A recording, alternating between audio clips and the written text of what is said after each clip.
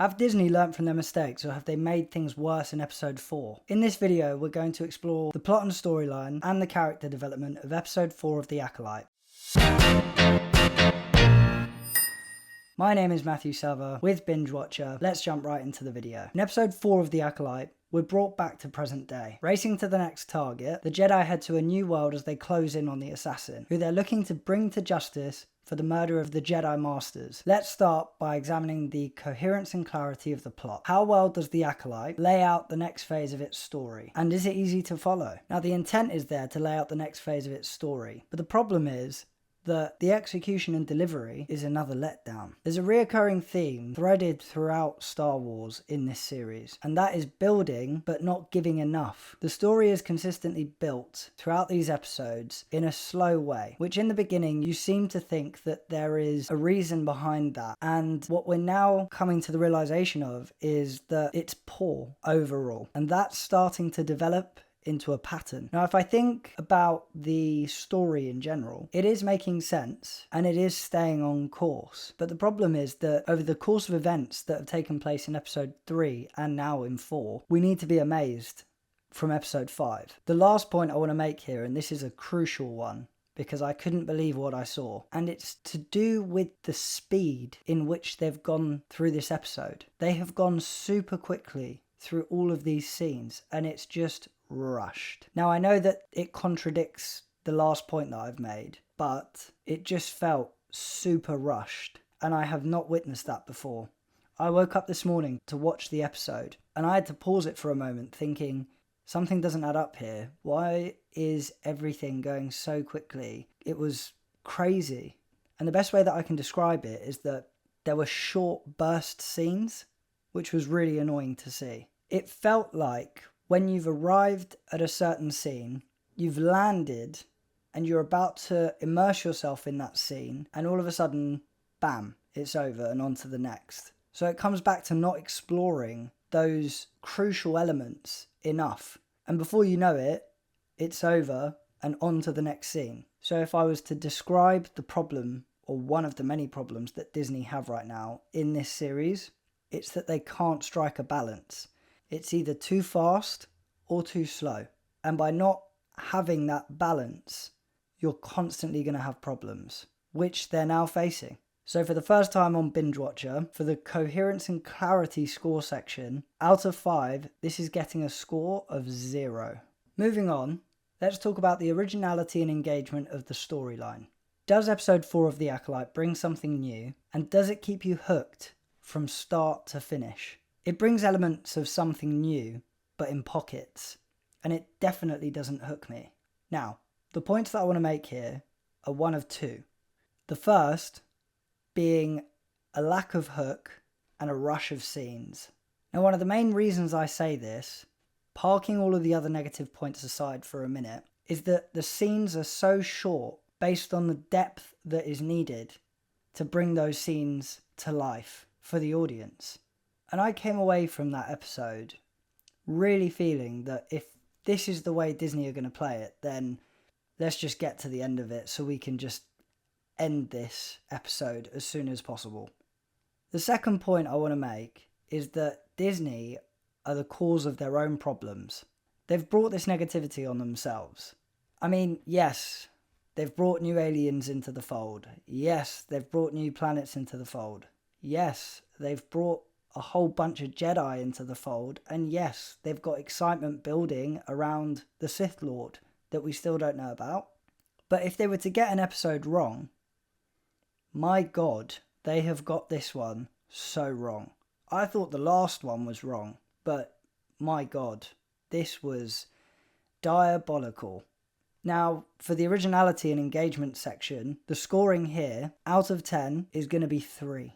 Now let's address any potential plot holes, inconsistencies, or lingering questions. Are there any moments that don't quite add up or leave you scratching your head in episode 4? There were a lot of times in this episode where I was left scratching my head, wondering, as a viewer, why am I being rushed through all these scenes? Now my first point on this is rushed, rushed, rushed. The reoccurring theme throughout this whole entire episode, if I was to nail it down to one, is that you are constantly being pulled left, right and centre into a multitude of different scenes. And because of that, it's led to even more problems for Disney. In my previous episodes, I've said that something feels like it's missing. I mean, there's a lot missing from this episode, yes, but I think they don't build enough in scenes. Now, my next point is, in this episode, there seems to be a change in minds, specifically with Osha and May. Starting with Osha, 1 minute she's leaving, and the next she's staying. I couldn't have been more disappointed with this portrayal and direction, because 1 minute in a short period of time, she has decided to leave. And then from one engagement, very shortly after, she's now staying. I mean, what on earth were they thinking? There's no emotion packed into it. There's no elements of persuasion, nothing. And now let's shift the attention to May for a minute. All of us that have seen Star Wars, whenever there is a struggle with an individual that is trying to battle good and evil, in this universe, it is portrayed in a particular way. And that is very emotional and an internal battle going on. And I take the example of using Anakin. George Lucas portrayed that so well, in that he was going through such a struggle and you were, as the audience, connecting with that. You could see what was going on within him, even though he wasn't saying anything, his actions, everything about it. And that George Lucas era is just, it's dead now with Star Wars. I mean, how can you go from such an easy shift? I just can't believe it. And now, the lingering questions. I could go on for a while about the lingering questions, but I'm going to try and keep it specifically to the story itself. What are the strange images that we're seeing in the opening scene? Why does Quimir have a strong relationship with the Sith Lord? What's the backstory to that? Are we going to see how they have a strong connection, as it is portrayed in this episode? And the reoccurring lingering question that is okay to be lingering for now is, who is the individual behind the mask? I'm still going with my prediction of Mother Anissa or Mother Coral, because Disney in this series, coming across woke, they have allowed the characters to hint to the audience that this individual and their gender is a he. They have specifically said he in the episode. And I personally think that they're doing that on purpose to mount to the excitement of the fact that this is not going to be a male. And because of that, I'm thinking that as a sidebar to this, I think it's probably going to be one of those two. So for the plot holes, inconsistencies, and lingering questions, the section score is going to be 3 out of 10. Finally, here's the overall tally for the plot and storyline of The Acolyte. How does this section rank in episode 4? So for the plot and storyline, the score is 6 out of 25. Let me know your thoughts down in the comments section. Make sure to smash a like if you enjoy, and subscribe to the channel if you're new. Now that we've covered the storyline, let's talk about the characters. Starting with the depth and realism of the characters, how well are they crafted in episode 4? Now there was some character development in this episode, but because they've rushed it, they've not done a good job. Now for the standout character development, I really struggled with this, because there really isn't anything really meaningful because of them making things so rushed. But let's start with May. There's a bit of a surprising moment in this episode, because she's shifted her mindset so easily and so quickly. And what I mean is that for someone that's meant to be on the dark side and going through all this conflict, she's already shifting her balance. And you can sort of see that in what she's saying with regards to Osha. And she's talking about loyalty, and it's not really the Star Wars way. You don't have a character going through the dark side struggles, going through all that pain and conversion into immersing yourself into a Sith.